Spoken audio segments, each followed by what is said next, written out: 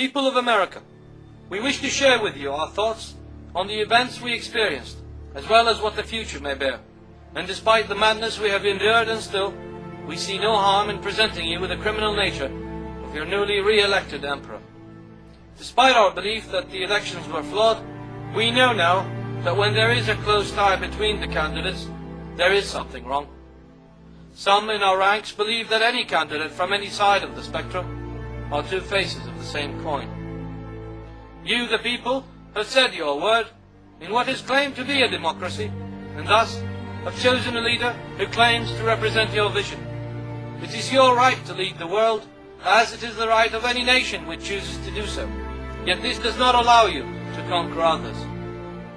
There is a belief of a large number of our people that a lot of the facts do not reach you, facts that may be classified as unsuitable for the general public, facts that are twisted to gain a positive image here or there. Nothing new to an emperor who represents deception, lies, crimes, half-victories and total defeats. Your administration, time after time, lied and presented you with achievements directed by Hollywood and performed in Iraq. You have elected these criminals, and thus you are responsible for their actions. We hope that your future decisions will be based on reason and belief, for your emperor tomorrow will mirror the image of America to the world, and by his actions will your empire be measured.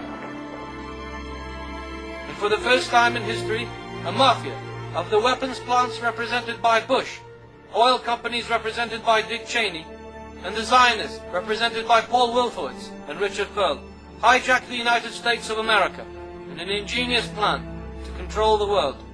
This type of administration is exactly what Benjamin Franklin once warned of. By weakness and ignorance, you have allowed this gang of criminals to hijack your country, create a new phobia to recruit those whom they regard as nothing but fuel and vehicles to their master plan. This administration will enforce on you, just as it tries to enforce on our people, new laws that will result in a police state similar to those of your consecutive governments back in our region. Legislation will soon be drafted by the appointed puppets to allow foreign ownership of land and structure, and soon our people will be the foreigners on the land of their forefathers.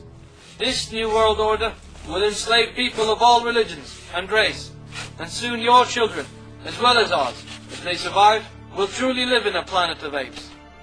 And with a reduced population for ease of control, this can only be the implementation of a plan once presented by Henry Kissinger. This world has not yet seen an empire which constitutes in its prime objectives the destruction and genocide of whole populations and societies, only to control the energy resources of this planet. Your representatives and their media have portrayed an image that an insurgency is in effect, and that it is led by elements of foreign fighters entering from Syria and neighboring countries. Yet we assure you, this is only a continuation of what Bush once claimed, mission accomplished.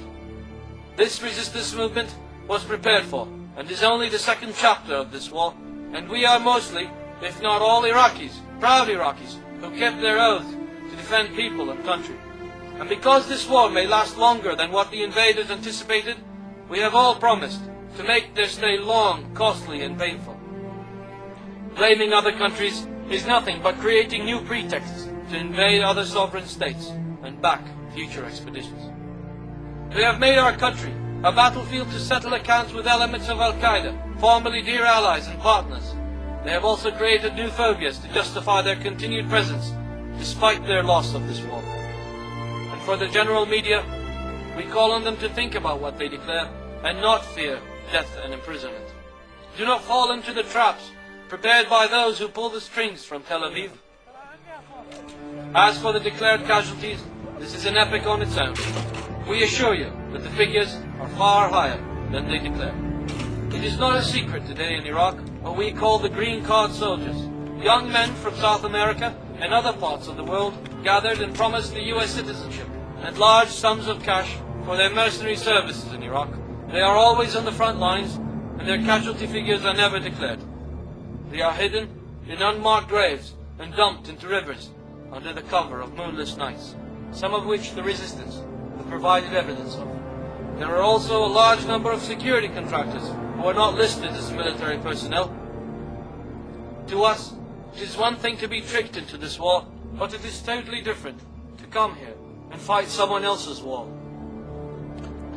After the failed American elections in Iraq, they will now play the sectarian card.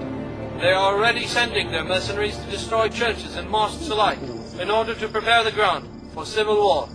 They will train more and more local traitors to conduct police operations and detention raids on anyone who does not accept democracy performed at the muzzle of a barrel. The local mercenaries will also act as sandbags to their masters when we choose to strike.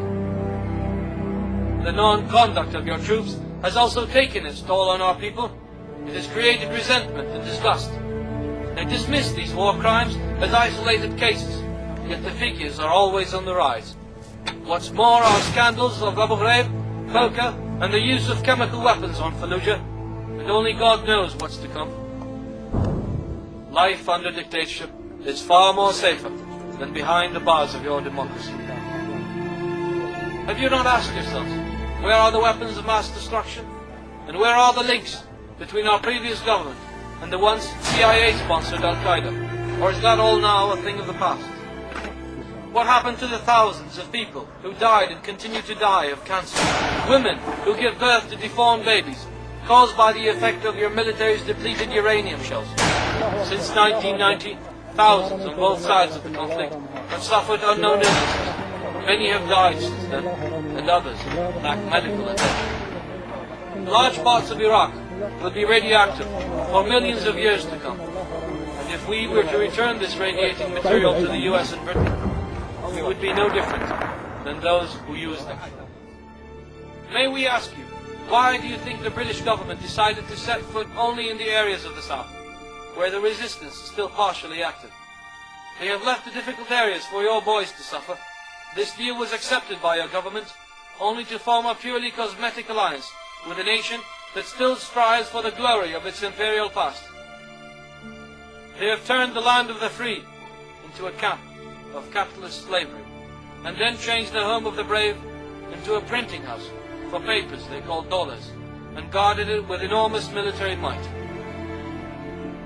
This administration, which claims that you have re-elected, has brought on more humiliation and insults to each and every one of you than any other government in your short yet tremendous history. And as odd as it may seem, we advise you to take matters in your own hands and rid this world of such criminals, or any form of government which resembles the neocons in their aims. Form a third party if need be. Appoint those who resist preemptive war as true representatives of the people before it is too late. And if demonstrations and protests are not heard, use and protect what is left of your constitution and correct matters by force. This world awaits your move. Today these words may seem strange, but we believe that a nation which once gave the world John F. Kennedy, Benjamin Franklin, George Washington, Hughes and Henry Ford will not fall short of giving true leaders of substance and dignity.